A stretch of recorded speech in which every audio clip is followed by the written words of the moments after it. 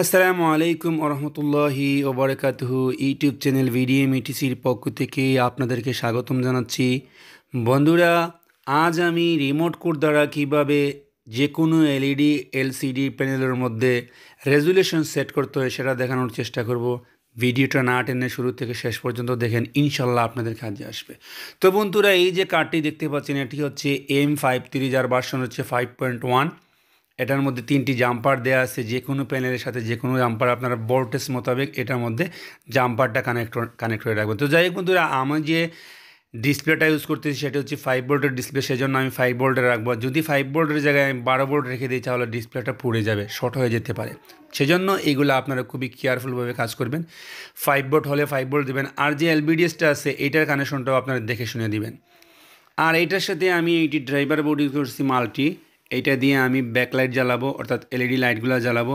তো যাই হোক বন্ধুরা, এইটাতে আজকে আমি যে প্যানেল ইউজ করছি সেটি হচ্ছে স্যামসাংয়ের একটি মনিটরের ডিসপ্লে। এটার ডিসপ্লের সাইজ হচ্ছে 18.5।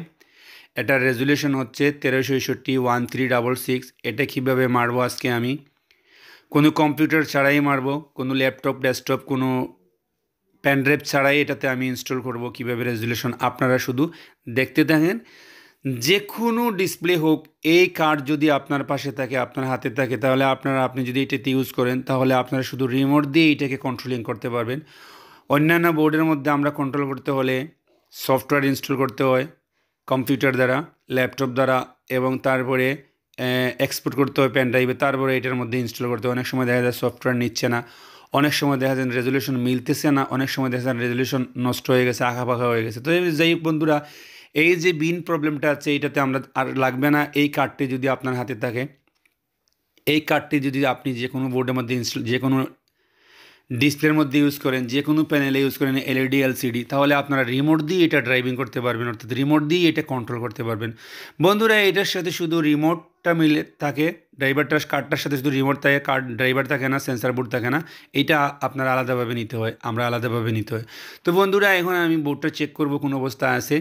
যদি একদম একদম হোয়াইট অবস্থায় আছে, অর্থাৎ ব্লাইন্ড অবস্থায় আছে, বলতে পারতেছি না এটা কোন অবস্থায় আছে, অবশ্যই কানেকশন দিলে বুঝতে পারবো। এটাতে যদি কানেকশন দেওয়ার পরে বুঝতে পারবো এটা কোন অবস্থায় আছে, কোন রেজুলেশন মারা আছে, আমি তো বুঝতে পারতেছি না।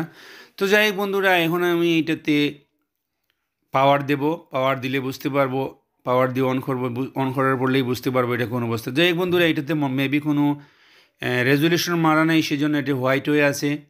আর হোয়াইট থাকলেও বুঝতে পারছি না, হয়তো ব্লাইন্ড কার্ডটা থাকলে এই অবস্থা আসতে পারে। তো এই বন্ধুরা, এটা হরিজন্টাল প্রবলেম দেখতে পাচ্ছি। আবার ওইটাকে আমি রিস্টার্ট করে নিই, দেখি কোন অবস্থা আছে, হয়তো অনেক সময় সমস্যা করতেও পারে। যাই বন্ধুরা, এইটা হোয়াইট অবস্থা আছে, কোনো রেজুলেশন মারা নেই, আর একটু একটু নীল আছে। যাই হোক, তো এইটা যদি আমি এখন রেজুলেশন করা এটার মধ্যে সেট করে নিই তাহলে হয়তো কার্ডের বুঝতে পারতেছি না। আগে আমি কার্ডটা ট্রাই করে নিই। তো কার্ডটা ট্রাই করতে হলে, চেকিং করতে হলে আমার কাছে এলইডি মাদারবোর্ড চেকার আছে। মাদারবোর্ড, যে কোনো মাদারবোর্ড আমি চেক করতে পারি, আমার কাছে এই চেকিং মেশিনটা আছে। আমি এটা দিয়ে ট্রাই করব। আমি প্রাথমিক অবস্থায় আমি এই কার্ডটি আমার এই এলইডি মাদারবোর্ড টেস্টার দিয়ে আমি চেক করে নেব। প্রথম অবস্থায় এটাতে রেজুলেশন মারা আছে কি, এটা কি ব্লাইন্ড, বলতে পারতেছি না, বুঝতে পারতেছি না কোন অবস্থায় আছে। তো যাই হোক, এইটাতে আমি এখন কানেক্ট করে নেই। আমার এই মাদারবোর্ড টেস্টারের মধ্যে এলবিডিস আলাদাভাবে আমার আলাদা অ্যাডাপ্টার আছে। অ্যাডাপ্টারটা দিয়ে আমি এটাতে কানেক্ট করলেই বুঝতে পারবো এটা কোন অবস্থায় আছে। তো এইটা হচ্ছে 5 জোড়ার একটি এলবিডিএসের অ্যাডাপ্টার। তো এইটা দিয়ে আমি এখন ট্রাই করব। তো আর এলইডি ড্রাইভারটা এখানে লাগানো ছিল, আগের লাগানো থাক, সমস্যা নেই। তো বন্ধুরা, এটা ঠিকই আছে, দেখতে পাচ্ছি এটাতে যে কোনো একটা রেজুলেশন মারা আছে, অর্থাৎ এইটার মধ্যে যে কোনো একটা রেজুলেশন মারা ছিল বিধায় এটা চলতেছে, পারফেক্ট আছে। এখানে ব্লাইন্ড থাকলেও ব্লাইন্ড না, এটাতে হয়তো মারাই আছে আগের।